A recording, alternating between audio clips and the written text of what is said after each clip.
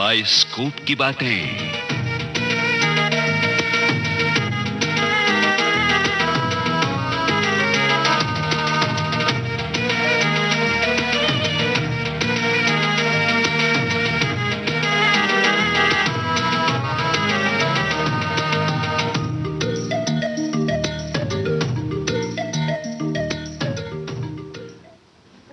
दोस्तों, फिल्मों की कहानियां कच्चे दिमागों पर कभी-कभी ऐसा असर डालती हैं कि लोग अजीब-अजीब समस्याओं का शिकार हो जाते हैं। लेकिन ये भी सच है कि समाज में व्याप्त दंत कथाओं और गलत फहमियों से प्रेरित होकर रची गई कहानियां बेहद पसंद की जाती हैं। अगर ऐसा नहीं होता तो भूत प्रेत, पुनर्जन्म और जादू टोने की फिल्में इतनी लोकप्रिय कैसे होती? जानवरों को लेकर कितनी फिल्में बनी हैं, इस बात पर गौर करें तो शायद सबसे ज्यादा कहानियां सांपों के इर्द गिर्द गूंथी जान पड़ती हैं। सांप या नाग भारतीय समाज में कई रहस्य कथाओं के जनक रहे हैं। ऐसी ही एक कहानी पर बनी फिल्म आज का विषय है बाइस्कोप की बातों का। इन बातों को बी.आर. इशारा की फिल्म मिलाप का सहारा लेकर आप तक पहुंचाने के लिए कागज पर उतारा रमेश जोशी ने, और फिल्म मिलाप की ये बातें पी.के.ए. नायर की मदद से आपको सुना रहे हैं लोकेंद्र शर्मा।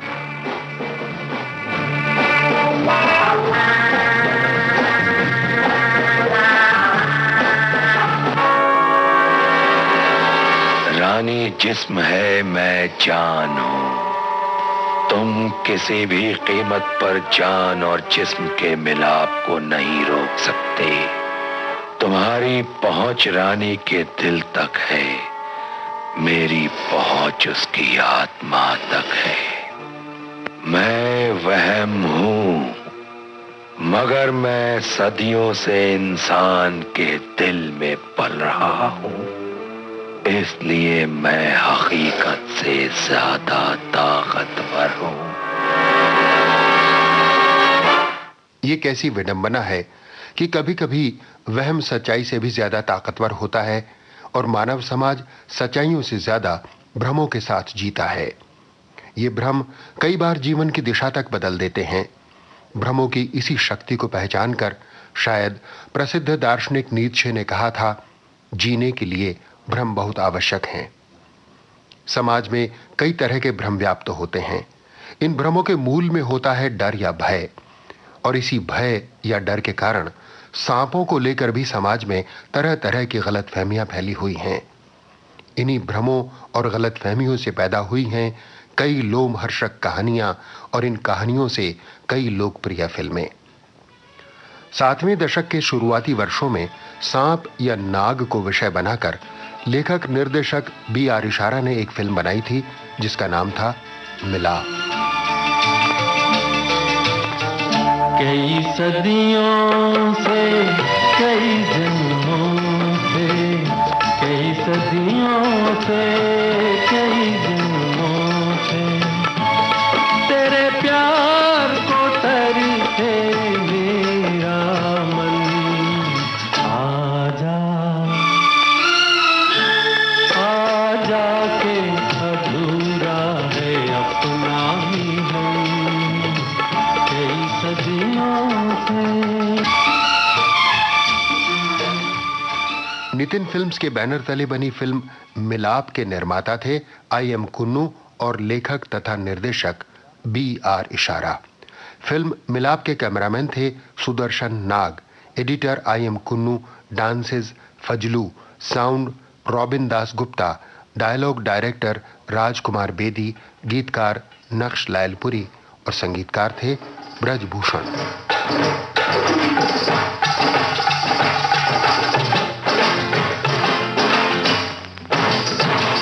बजरिया के बीच क्या नजरिया मिलाऊं, मिले जो तू अकेला मैं जलने लग जाऊं, मिले जो तू अकेला मैं जलने लग जाऊं। जरा ना शर्माऊं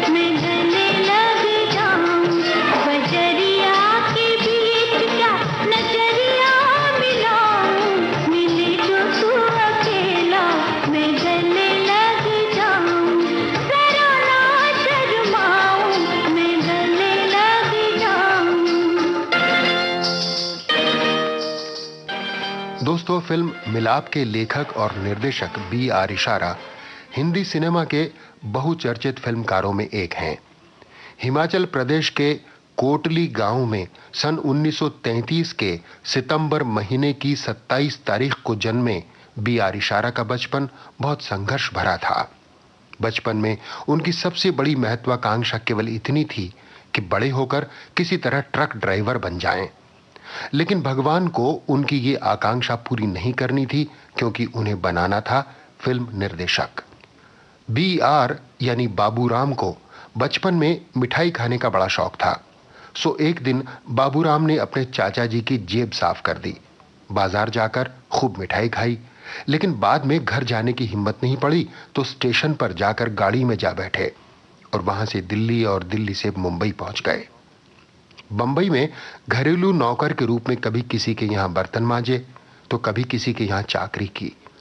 इसी दौर में कुछ फिल्मी हस्तियों के घरों में भी काम किया और इस तरह घर से स्टूडियो पहुंच गए। स्पॉट बॉय से असिस्टेंट बनने की प्रक्रिया में बाबूराम ने कई काम किए।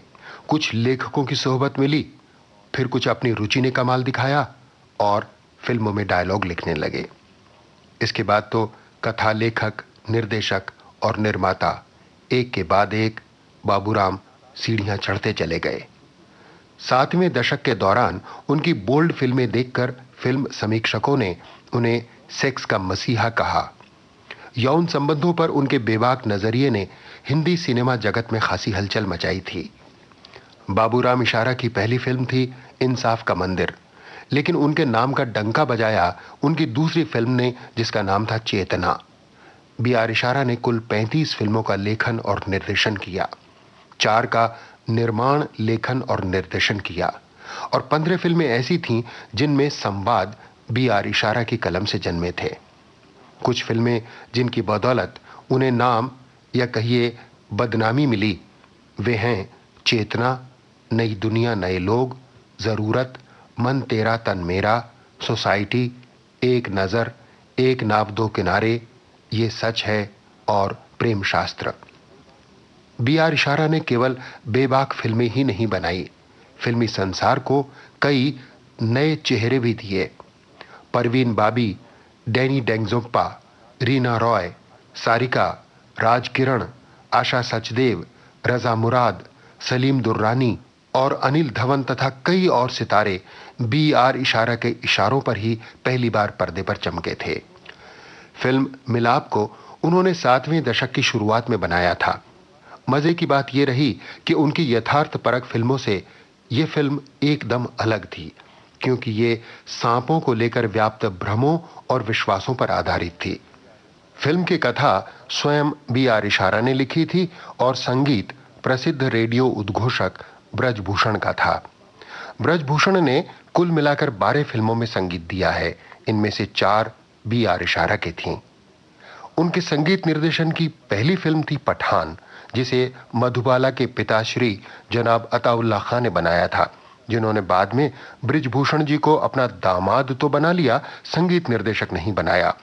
ब्रजभूषण की और फिल्में थीं जरूरत, ये सच है, एक नाव दो किनारे, पतवार, कामशास्त्र, संग दिल, गीत और गोली और सांझी। फिल्म मिलाप का संगीत अपने दौर में औसतन हिट रहा था। कहीं ऐसा न हो तुम अजनबी, राहों में खो जाओ मेरे साथी, मेरी आवाज के पीछे चले आओ, चले आओ, चले आओ।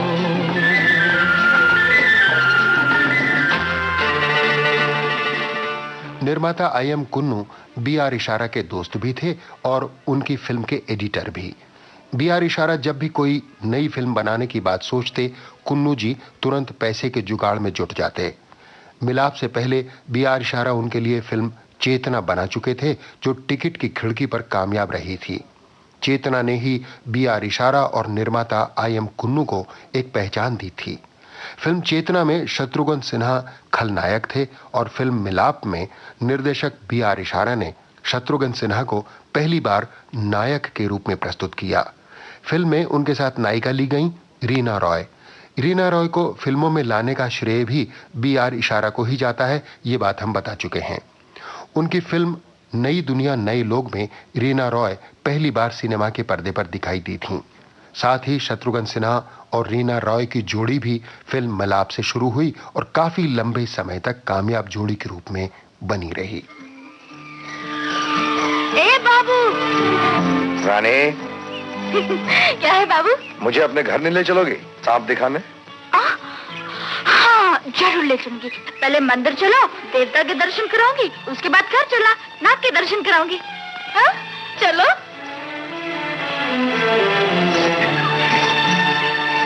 भाई तुम सचमुच छलावा हो, मुझसे उतना तेज नहीं चला जाएगा। और मुझसे इतने धीरे चला नहीं जाएगा। अच्छा एक काम क्यों ना करें, एक दूसरे का हाथ पकड़ के चले। चलो चलो चलो चलो चलो चलो। फिल्म मिलाप की शूटिंग B.R. इशारा ने केवल 17 दिनों में पूरी कर ली थी। इतने कम समय में शूटिंग पूरी कर लेने के लिए सुबह सूरज उगने के साथ ही काम शुरू कर दिया जाता और ये शूटिंग 11 बजे तक बिना रुके चला करती। दिन में आउटडोर शूटिंग होती, रात को इंडोर। यूनिट के सभी लोगों तथा कलाकारों को ताकीद कर दिया गया था कि सुबह ठीक 7 बजे तक सेट पर पहुंच जाएं।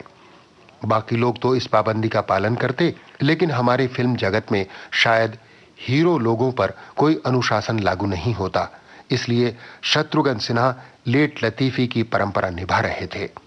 लेकिन एक दिन जब शत्रुघ्न सिन्हा 7:15 बजे सेट पर पहुंच गए तो सभी लोगों ने जोर जोर से तालियां बजाईं।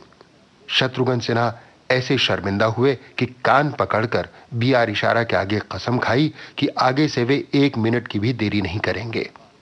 फिल्म मिलाप के संवाद यूं तो B.R. इशारा के थे, लेकिन फिर भी संवाद निर्देशक के रूप में राजकुमार बेदी लिए गए। राजू को मरे हुए और नाग की योनि में पैदा हुए लगभग 100 बरस हो चुके हैं।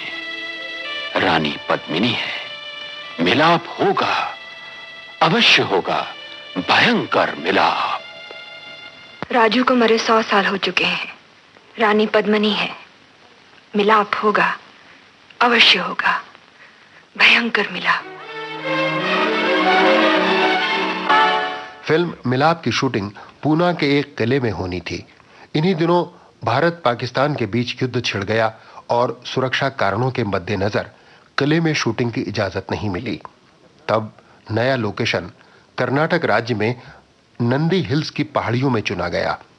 चूंकि फिल्म सांपों के विषय में थी, इसलिए स्नेक सप्लायर से सांप मंगवाए गए। वो लगभग 114 सांप लेकर आया, परंतु B.R. इशारा को इन 114 सांपों में शत्रुघ्न सिन्हा की सर्प योनि दिखाने लायक कोई सांप नहीं जचा। उन्होंने कुछ ज्यादा भयानक और बड़ा सांप दिखाने की मांग की। तब सपेरे ने अगले दिन सांप दिखाने का वादा किया और दूसरे दिन एक बेहद फुर्तीला, आक्रामक और भयानक कोबरा ले आया। ये सांप देखते ही इशारा प्रभावित हुए और इसे शत्रु की सर्प की भूमिका के लिए ले लिया गया। इस कोबरा की भी एक कहानी है। एक दिन शूटिंग में खिड़की के शीशों पर फन मारने का दृश्य फिल्माते समय उसने इतनी जोरों से शीशे पर फन मारा कि उसका मुंह जख्मी हो गया। 2-3 दिनों में ही यह जख्म बिगड़ा और उसमें मवाद भर गया।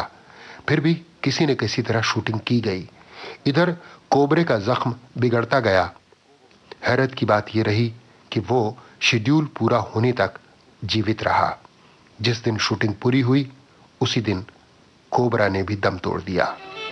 फिल्म में इसी कोबरा को मानव के रूप में आना था और वो रूप शत्रुघ्न सिन्हा का था। सपनों से मुझे नयूं बहला, पायल के सोए गीत जगा। सपनों से मुझे नयूं बहला, पायल के सोए गीत जगा। सुनसान है जीवन की बगिया, ओ सुना है पहाड़ों का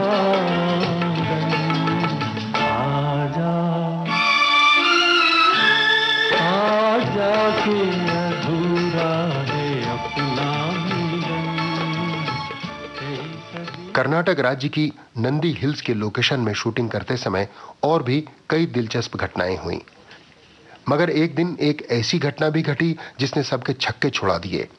हुआ यूं कि एक दिन डे शिफ्ट की शूटिंग जल्दी खत्म हो गई और यूनिट की छुट्टी कर दी गई।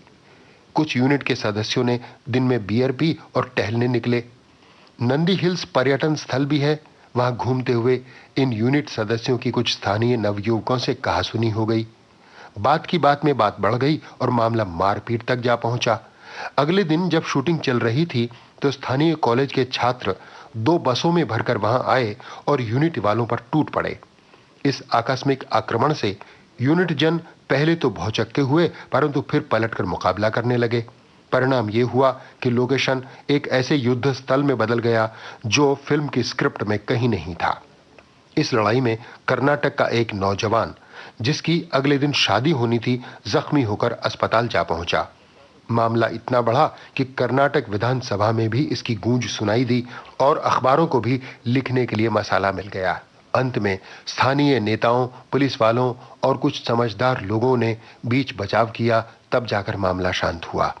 किसी तरह शूटिंग पूरी करके फिल्म मिलाप की यूनिट कुछ अजीब से अनुभवों के साथ कर्नाटक से मुंबई लौट आई। दोस्तों, फिल्म मिलाप की कहानी सांप को लेकर फैली हुई दंत कथाओं से प्रेरित है। एक अंग्रेजी film the cult of cobra ने बी.आर. इशारा को खासा प्रभावित किया था। इसका भी मिला जुला प्रभाव फिल्म मिलाप में विद्यमान है। फिल्म की शुरुआत एक बेहद नाटकीय अंदाज में होती है। अरे भैया, दरवाजा खोलो। खैरिए, खोल रहे हैं। कौन है आप? भैया, मुझे जज साहब से मिलना है। अरे वाह, जज साहब से मिलना है। कौन है चौकीदार? कौन हो तुम? मैं खूनी हूँ जज साहब, और सीधा एक आदमी का। थोड़ी देर में पुलिस मुझे पकड़ लेगी या मैं खुद अपने आप को आपके साथ जाकर पुलिस के हवाले कर दूंगा। मगर इसके पहले कि मैं पुलिस के हाथों पकड़ा जाऊं, मैं आपको अपनी कहानी सुनाना चाहता हूँ। जज साहब, मेरी कहानी एक ऐसी कहानी है जिससे अगर मैं अदालत में सुनाऊंगा तो लोग हंसेंगे। आपके पास मैं इसलिए आया हूँ कि आप जज होने के साथ साथ एक राइटर भी हैं, एक नेक दिल इंसान भी हैं। जज साहब, मैं आपसे विश्वास की भीख मांगता हूँ और इल्तिजा करता हूँ कि मेरा जो भी हो, मेरी कहानी को, इस कहानी को एक किताब की शक्ल में छुपा दीजिएगा, ताकि आज का इंसान जो चांद तक पहुंच गया है ये जान सके कि इंसान की जिंदगी में अभी भी कुछ पहलू ऐसे हैं जिन पर साइंस कोई रोशनी नहीं डाल सकी। बहुत से ऐसे सवाल हैं जज साहब जिसका जवाब साइंस के पास आज तक नहीं है। न कोई रीजन है, न कोई लॉजिक है। शुरू करो अपनी कहानी। कहानी सुनाने वाले इस नौजवान का नाम था रवि। फिल्म में यह भूमिका शत्रुघ्न सिन्हा ने की थी। रवि की कहानी को आइए रवि के ही मुंह से सुने। मेरा नाम रवि है। मेरे माँ बाप बहुत ही अमीर थे क्यों, अब भी हैं, कि मैं जो चाहता था बिना मांगे मुझे मिल जाता था। 10 साल की उम्र में मैंने सिगरेट पीना शुरू किया और जब तक मैं 20 साल का हुआ मैंने चरस, गांजा, अफीम, भांग, शराब, गरज के दुनिया का हर नशा कर लिया और करके छोड़ दिया था। किसी नशे का मुझ पर कोई खास असर नहीं हुआ था। सेक्स भी मेरे लिए कोई खास प्रॉब्लम नहीं थी। लड़कियां बहुत मिली, इसलिए बहुत जल्द सेक्स से भी मेरा दिल भर गया था। लिहाजा पढ़ाई खत्म करने के बाद जिस बेचैनी और तन्हाई ने मुझे घेरा वो बहुत डीप थी। 1.5 साल तक मैं एक आवारा की तरह भटकता रहा, मगर वो सुकून जिसकी मुझे तलाश थी कहीं नहीं मिला। मैं एक ऐसी जगह पहुंचा जहां की सड़क बहुत खूबसूरत थी, जहां के पेड़ बहुत लंबे थे और जहां इंसान बहुत कम थे। मैंने फैसला किया कि मैं कुछ दिन तक यहीं रहूंगा। अब शुरू होती है असली कहानी। मुझे यहां रहते हुए अभी 10 ही दिन हुए थे कि एक दिन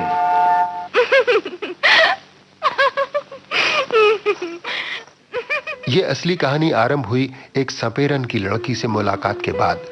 ये लड़की बहुत सुंदर थी। पहली ही नजर में रवि उसे देखकर ठगा सा रह गया।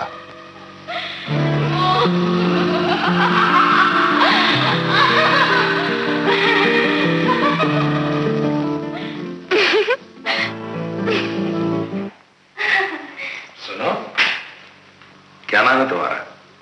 रानी। वैसे बापू हमें छलावा कहते हैं। छलावा? बहुत तेज भागती हूँ ना, कहते हैं कभी यहाँ कभी वहाँ। अरे तू तो छलावा है, छलावा। रानी बात बात पर हंसती। उसकी हंसी सुनकर रवि के दिल की गहराइयों में घंटियां सी बजने लगती।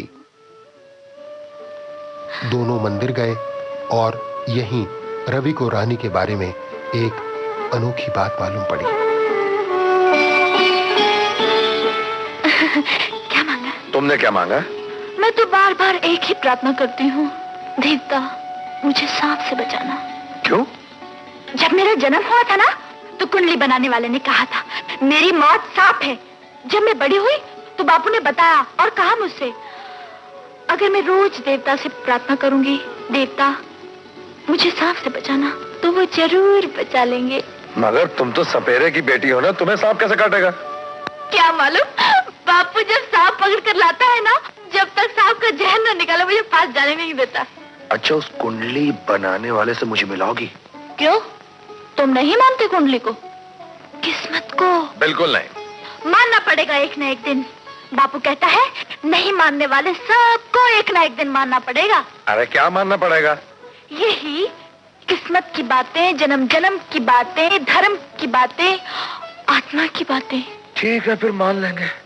अभी तो घर चलो, तुमने सांप दिखाने का वादा किया था। हाँ हाँ, चलो चलो चलो चलो। रवि को रानी अपने घर ले गई। उसे रानी के घर और परिवार के बारे में भी कई बातें मालूम पड़ी। जल्दी ही दोनों एक दूसरे में घुल मिल गए और दोनों के बीच उपज उठा प्यार। पायल बजा के जादू जगा के नाचूं डगर डगर, सबको नचाती चलूं। पायल बजा के जादू जगा के नाचूं डगर डगर, सबको नचाती चलूं।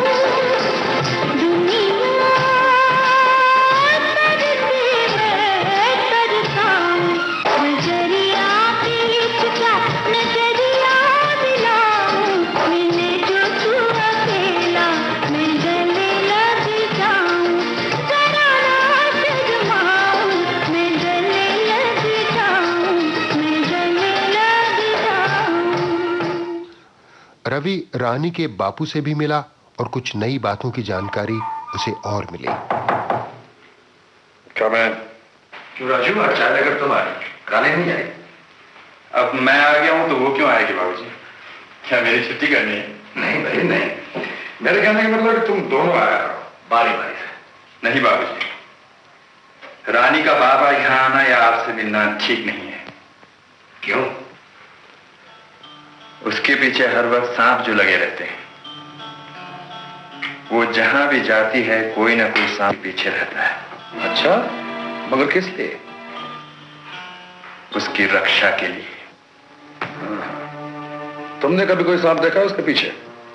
मैं उसके पीछे नहीं बाबूजी, उसकी आंखों में देखता हूं। और फिर मुझे सांपों से क्या डर, मेरी तो जेब में हरदम सांप रहता है।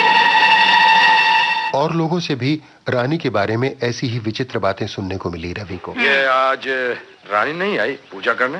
रानी जो ऐसो वो सपेरन आती होगी, परंतु उससे बचकर रहना परदेसी जो है सो। जो है सो क्यों? सुना है उस पर नाग देवता की परछाई है, उसके पीछे सांप लगे रहते हैं। उसकी जवानी किसी नाग देवता की अमानत है, उसकी ओर बुरी दृष्टि से मत देखना परदेसी जो है सो। सुनिए, जो है सो नमस्ते। परंतु इन सब बातों के बावजूद रवि अपने आप को रानी के करीब जाने से नहीं रोक पा रहा था। अरे बाबू तुम? 1 घंटे से इंतजार कर रहा हूँ। क्यों? क्यों? यही तो मैं तुमसे पूछना चाहता हूँ। क्यों? क्यों मैं तुम्हारा इंतजार कर रहा हूँ? क्यों मुझे तुम्हारी हंसी की आवाज हर वक्त सुनाई पड़ती है? क्यों तुम्हारी सूरत मेरी आंखों के सामने हर वक्त नाचते रहती है? क्यों मेरा दिल चाहता है तुम? बड़े जल्दबाज निकले बाबू, इतनी जल्दी सब कुछ कह दिया। जल्दी? 3 साल से भटक रहा हूँ। बस 3 साल से? क्या पता कोई 3 जन्मों से भटक रहा हो। खैर तुम तो जन्म वन्म मानते ही नहीं, चलो देवता के दर्शन कर लें। देवता के? चलो जो है सो। दोनों के बीच की दूरियां सिमटती जा रही थीं। कहने का राज है ना बताने की बात है, ऐ दिल संभल के प्यार छुपाने की बात है।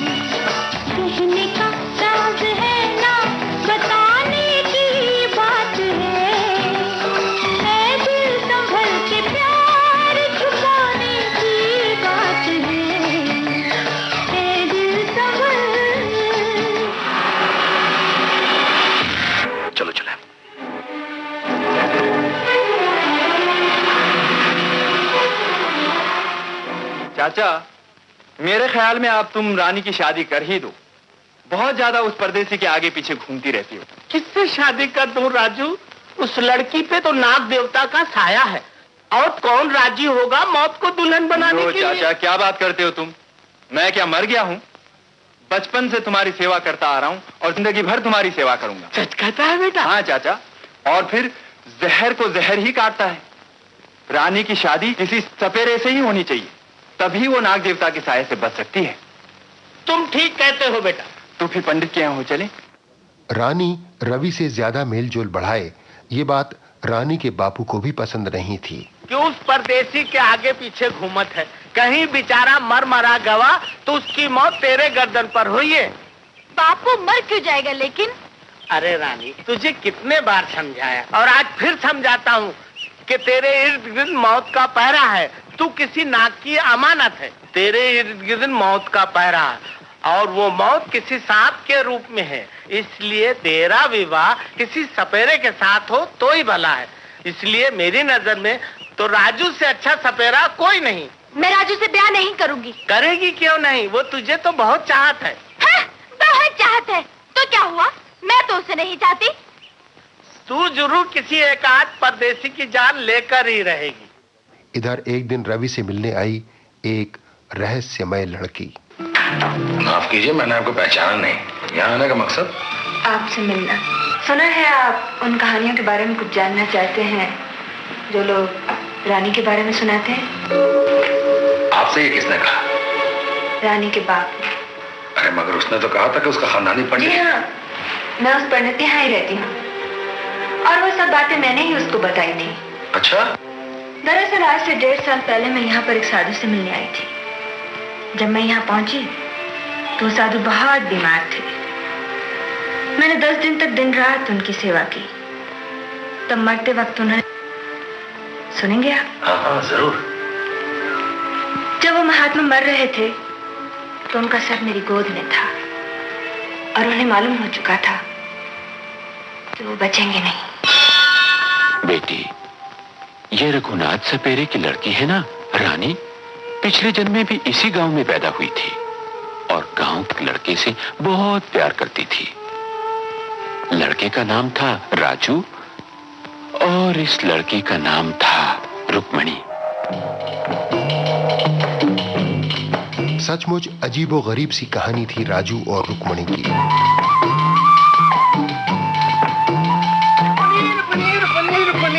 मुझे नौटंकी में काम मिल गया। मुझे नौटंकी में काम मिल गया। मैं नौटंकी में काम करूंगा। तू नौटंकी में काम करेगा? हाँ, प्रश्न अति उत्तम है और उत्तर देना मेरा धर्म है। जो है कि सो मेरा नाम सुदर्शन चार्य है। आचार्य की पदवी प्राप्त कर चुका हूँ काशी महाविद्यालय से। अर्थात ब्रह्मचर्य जीवन के 25 वर्ष तक परिपूर्ण पालन करने के पश्चात गृहस्थ आश्रम में प्रवेश करने की इच्छा लेकर आपके द्वार पर पधारा हूँ। आयु 25 वर्ष 6 महीने 9 दिन और 11 पल व्यतीत हो चुकी है। आपकी पुत्री मेरी धर्मपत्नी अर्थात गृहिणी बने, जो है तो ये प्रस्ताव लेकर आपके शरण में आया हूँ। और प्रभु आपके चरण किधर है? मैं बंट नहीं चढ़ाऊंगा, मैं बटन नहीं बजाऊंगा, मैं तेरे बाप को जाके यही बोलूंगा। अरे मगर तुझे किसने कहा मैं यहाँ बैठी हूँ?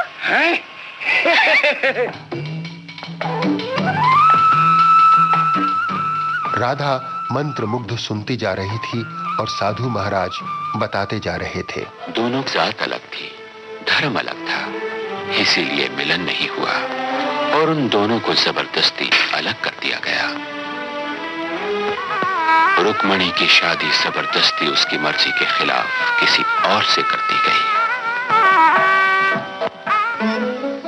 मगर राजू का क्या हुआ बाबा? बेटी, राजू इसी मंदिर की पहाड़ी के पीछे से कूदकर मर गया। काफी सालों तक जीने के बाद रुक्मणी रघुनाथ सपेरे के यहाँ पैदा हुई। हाँ, रानी के मरने के बाद राजू आत्महत्या करने के बाद ही नाग के रूप में पैदा हुआ। ये मिलाप कैसे होगा बाबा?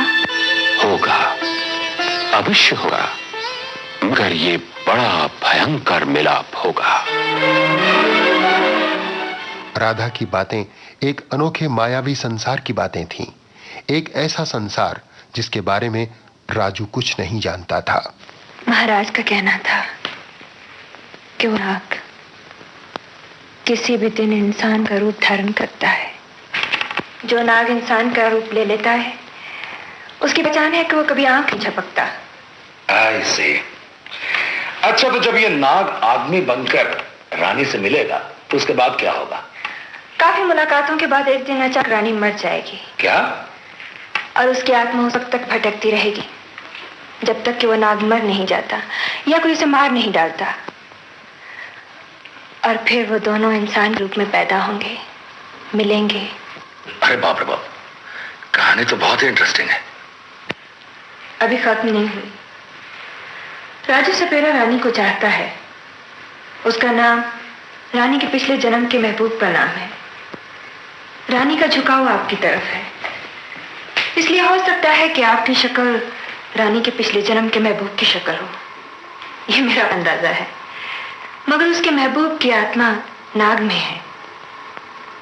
जब वो आत्मा इंसान के रूप में रानी के सामने आएगी तो रानी पागल हो जाएगी। वो हंसते हंसते अपनी जान दे देगी। क्या रानी को इस मौत से बचाने का कोई रास्ता नहीं? इस वक्त तो मैं सिर्फ इतना ही कह सकती हूँ कि अगर आप रानी की जान बचाने में इंटरेस्टेड हैं तो योग साधना कीजिए। रानी और रवि का मेलजोल राजू सपेरे को फूटी आंख नहीं भाता था। उस परदेसी से ज्यादा मत मिला कर, नहीं तो किसी न किसी दिन उसे नाग डस लेगा। अरे नाग डसेगा तुझे? हाँ? नाग डस लेगा, छोड़। हाँ? रानी के बेरुखेपन को देखकर राजू बौखला उठा। उसके दिमाग में आंधियां सी चलने लगी और फिर राजू ने वही किया जो एक जाहिल सपेरा कर सकता है। मुझे मारना चाहते हो तो बुज़दिल की तरह रात के अंधेरे में नहीं, दिन के उजाले में आओ। सांप के मुंह से तो दांत निकाल देते हो, चाकू में धार है कि नहीं? है। लेकिन किसी को मारने के लिए चाकू की नहीं, हिम्मत की जरूरत पड़ती है, समझे? राधा के कहने पर रवि रानी को लेकर मंदिर के पीछे उस पहाड़ी पर गया जहां से कूदकर पिछले जन्म में उसके महबूब ने जान दी थी। वहां जाते ही उसने रानी के व्यवहार में परिवर्तन देखा। अब विश्वास हुआ या नहीं? हाँ, कुछ कुछ हुआ, मगर कुछ समझ में नहीं आ रहा है कि ये नाग जो आदमी के रूप में आकर रानी से मिलने वाला है अभी तक आया क्यों नहीं? आएगा तो मैं पहचान लूंगी। अब तक न आने का सिर्फ एक ही रीजन हो सकता है, 100 साल पूरे होने में कुछ दिन बाकी होंगे। तुम्हारे कहने का मतलब ये है कि 100 साल पूरे होने पर ही नाग आदमी का रूप ले सकता है ना? एक आदमी का ही रूप नहीं, कोई भी रूप। राधा जी, क्या बात कर रही हैं आप? हाउ डू यू थिंक कि आज का इंसान ऐसी वाहियात बातें मान लेगा? मगर जब सामने आएंगी तब तो मानेंगे ना? सामने तो आ रही हैं। राधा के आग्रह पर रवि ने नाग से मुकाबला करने के लिए अपने आप को तैयार करना शुरू कर दिया। राधा, मैं इस लड़की को बचाना चाहता हूँ किसी भी कीमत। वक्त नजदीक आ रहा है। फिल्म मिलाप ने 100 साल की उम्र पूरी हो जाने पर सांप के इच्छाधारी हो जाने वाली दंत कथा को अपना आधार बनाया है। कथा के अनुसार 100 साल पूरे हो चुके थे और सांप कभी भी मनुष्य रूप में अपनी प्रेयसी रानी तक पहुंच सकता था। राहों में कहीं नजर आया अपने ही ख्यालों का साया। राहों में कहीं नजर आया अपने ही ख्यालों का साया। कुछ देर मेरा मन लहराया, ओ फिर डूब गई आशा की किरण। आजा आजा के अधूरा है अपना ही दिन कई सदियों से।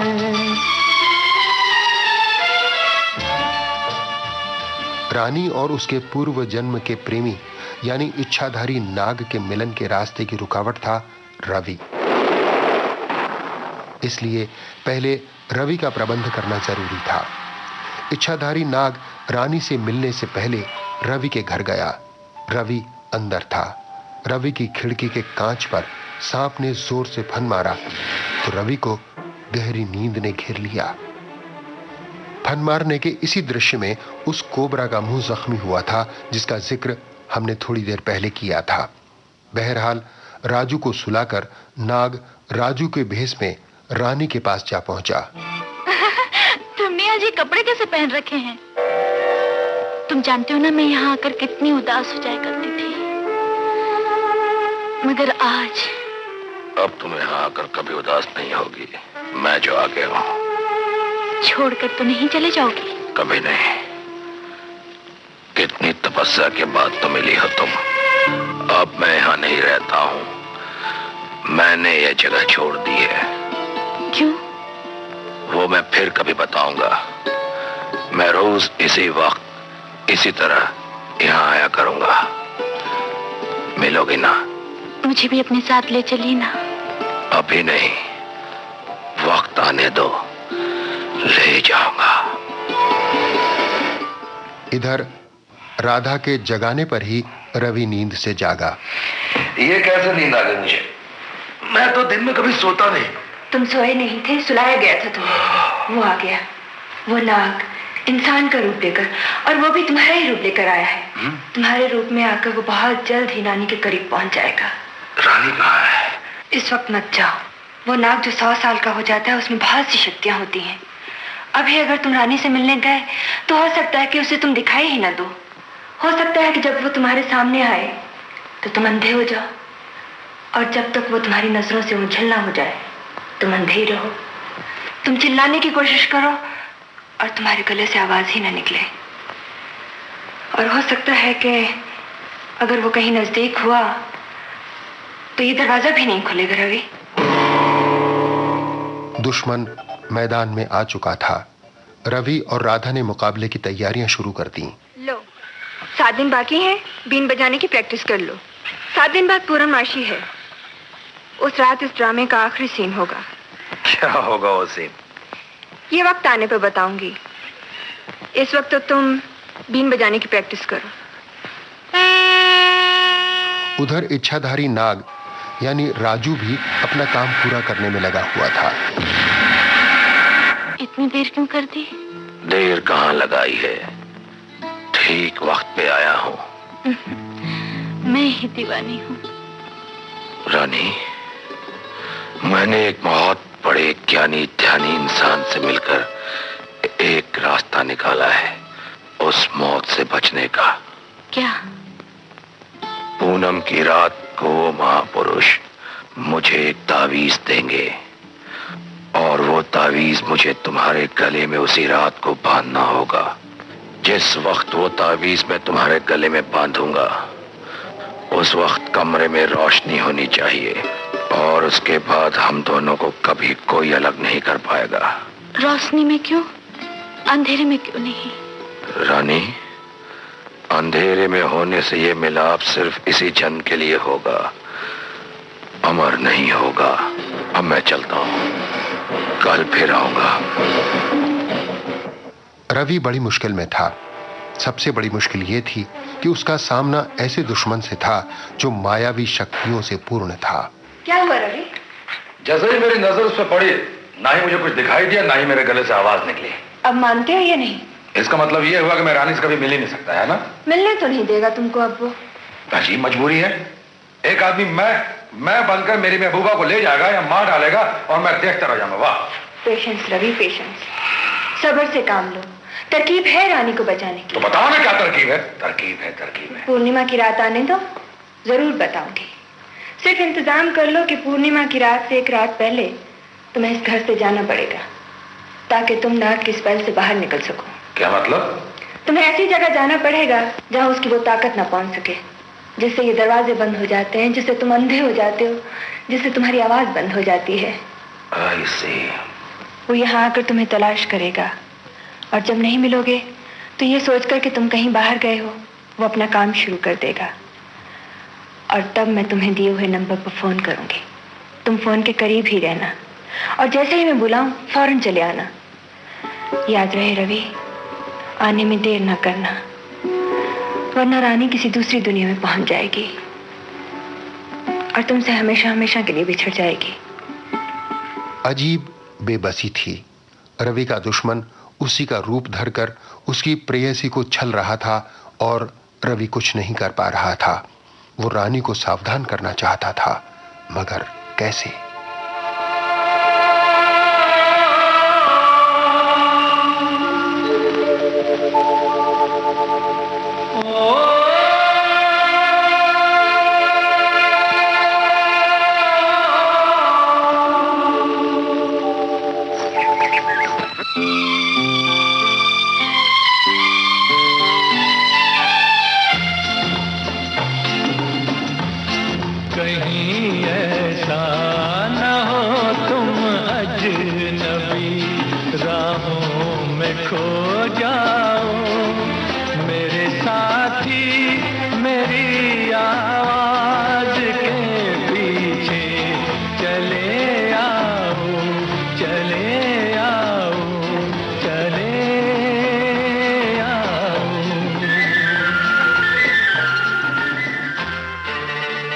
उस दिन रवि के प्रतिरूप को रानी से मिलकर आने के बाद लुप्त होने में देर हुई और तभी रवि उस तक जा पहुंचा।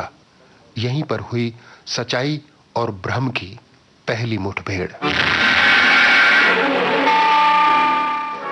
तुम्हारे अंदर रूप बदलने की शक्ति हो सकती है, मगर तकदीर बदलने की नहीं।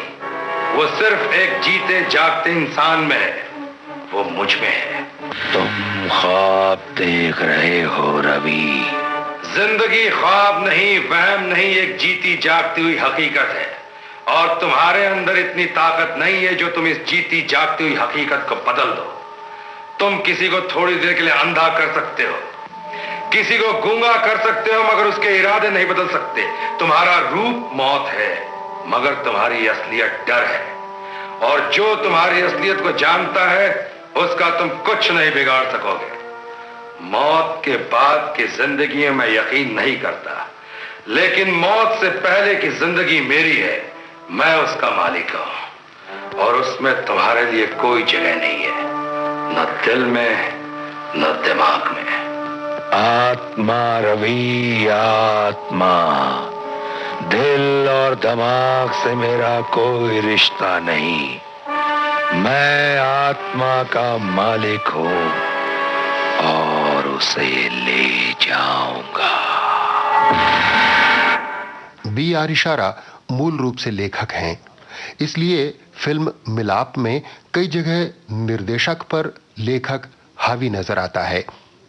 लंबे लंबे संवाद दृश्य को रबर की तरह खींचते चले जाते हैं। इससे कई जगह बोझिलता आ जाती है। बहरहाल लौटें कहानी की तरफ, जहां राधा और रवि अपने निर्णायक युद्ध की तैयारियों में लगे हैं। अब मैं तुम्हें बताती हूँ क्या होने वाला है और तुम्हें क्या करना है। पहले तो नाग तुम्हें तलाश करेगा। जब तुम नहीं मिलोगे तो किसी और रूप में आकर पता करेगा कि तुम कहाँ गए हो। उसे खबर मिलेगी कि तुम मकान छोड़कर चले गए हो। ये इंतजाम मैंने कर लिया है। फिर वो रानी को यहीं इसी मकान में बुलाएगा। उस वक्त जब रानी और वो दोनों अंदर होंगे, मैं तुमको बुलाऊंगी। तुम आकर बाहर बीन बजाना शुरू कर देना। नाग की योनि से मुक्त होने के सिर्फ दो ही रास्ते हैं। एक तो ये कि वो रानी के साथ इंसान के रूप में समागम यानी कि शारीरिक मिलाप करे, जिसमें रानी मर जाएगी और फिर उसकी आत्मा उस वक्त तक भटकती रहेगी जब तक कि नाग के रूप में इसे मौत नहीं आ जाती। और दूसरी ये कि जब वो रानी के साथ समागम करने जा रहा हो, उस वक्त कोई उसे सांप के रूप में मार डाले, तो उस सूरत में उसकी आत्मा उस वक्त तक भटकती रहेगी जब तक कि रानी नहीं मर जाती। मगर उस वक्त उसका रूप कैसे बदलेगा? बीन से। बीन सुनकर उसके अंदर का नाग तिल मिलाएगा। वो उसे दबाने की कोशिश करेगा।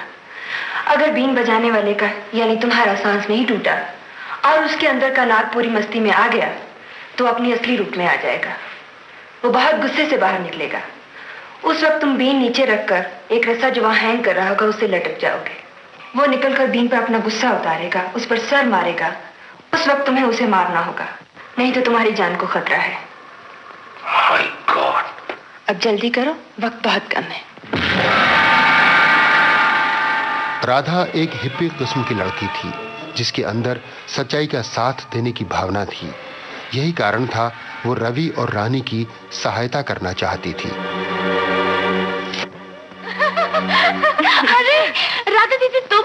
और रानी कैसी हो? अच्छी हूँ।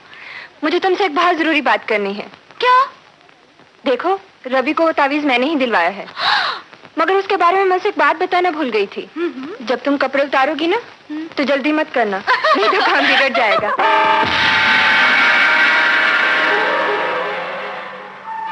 स्त्री पुरुष के शारीरिक संबंधों पर B.R. इशारा का अपना एक मौलिक नजरिया है।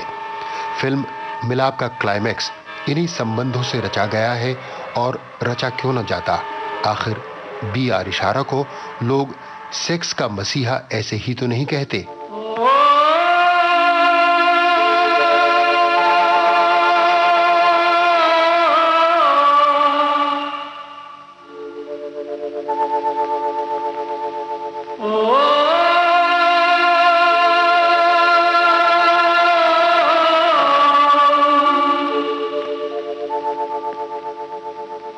कई सदियों से, कई जन्मों से तेरे प्यार को तरसे मेरा मन। आजा आजा के अधूरा है अपना मिलन।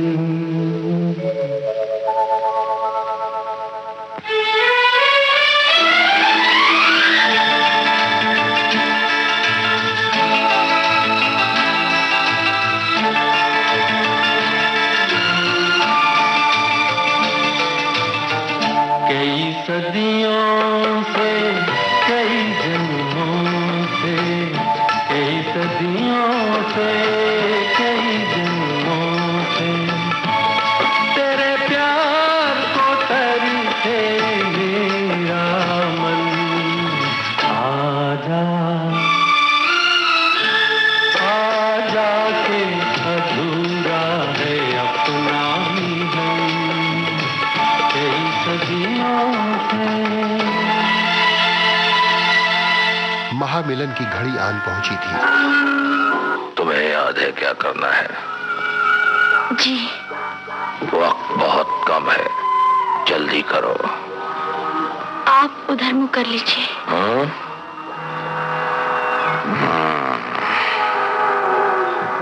रानी कपड़े उतार रही थी कि तभी बीन की आवाज गूंजने लगी।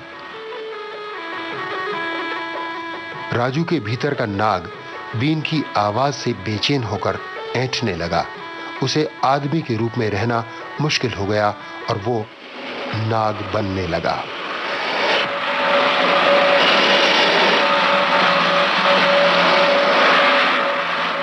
नाग बनते ही वो गुस्से में बाहर लपका। रवि बीन जमीन पर रखकर वहीं छिप गया। कुपित नाग बीन पर ही फन मारने लगा। तभी रवि ने हमला किया और सांप का फन अपने जूतों से मसल दिया। सांप मर तो गया, मगर मरते मरते वो पुनः मनुष्य के रूप में आ गया। यह देखकर रवि के होश उड़ गए। थैंक गॉड, तुम पहुंच गए। लेकिन ये तो मरकर मारे गए। अब तो ये सांप नहीं बनेगा। तब तो मैं खून के इल्जाम में पकड़ा जाऊंगा। We will wait and see. रानी कहाँ है? शायद अंदर होगी। तुम यहाँ ठहरो, मैं देखती हूँ। रवि घबरा गया। उसके पैरों पर एक इंसान की लाश पड़ी थी जो रवि के हाथों ही मरा था। कानूनन रवि कातिल था। यहीं पर उसके दिमाग में जज साहब से मिलने की बात आई थी और इसी के बाद फ्लैशबैक के रूप में कहानी शुरू हुई थी। और उसके बाद सीधा भागा भागा मैं आपके पास चला आया जज साहब। मुझे ले चलोगे वहां? मैं वो डेड बॉडी देखना चाहता हूँ। प्लीज जज साहब चलिए ना। रवि जज साहब को लेकर घटनास्थल पर पहुंचा, मगर तब तक एक और अजूबा हो चुका था। उसका प्रतिरूप राजू वापस सांप के रूप में बदल चुका था। अब बताओ कहानी कौन लिखेगा, तुम या मैं? आप ही लिखिए, मैं लिखूंगा तो कोई पढ़ेगा ही नहीं। इस तरह सारी समस्या हल हो गई और रवि को उसकी रानी मिल गई। रानी, अब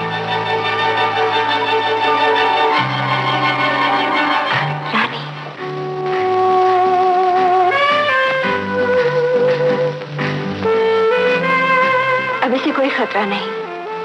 इस ड्रामे का आखिरी सीन इतना खतरनाक और थ्रिलिंग होगा, ऐसा मैंने सोचा भी न था।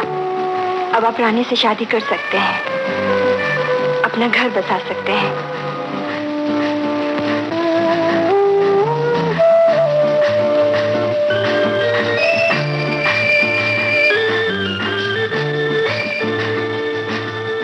दो प्रेमियों के मिलाप तक आकर फिल्म मिलाप की कथा पूरी हुई। फिल्म के अंतिम दृश्यों में अंग्रेजी film the cult of cobra का असर साफ देखा जा सकता है। इस बात को स्वयं B.R. इशारा भी स्वीकार करते हैं। फिल्म मिलाप विशुद्ध मनोरंजन के नजरिए से बनाई गई थी, लेकिन यह फिल्म अपने इस मकसद में पूरी तरह कामयाब नहीं रही। कम से कम इसके बॉक्स ऑफिस आंकड़े तो यही सिद्ध करते हैं। फिल्म की शूटिंग केवल 17 दिनों में केवल 2.5 लाख रुपयों की पूंजी से संपन्न हो गई थी, इसलिए निर्माता के दृष्टिकोण से ये एक सफल फिल्म थी।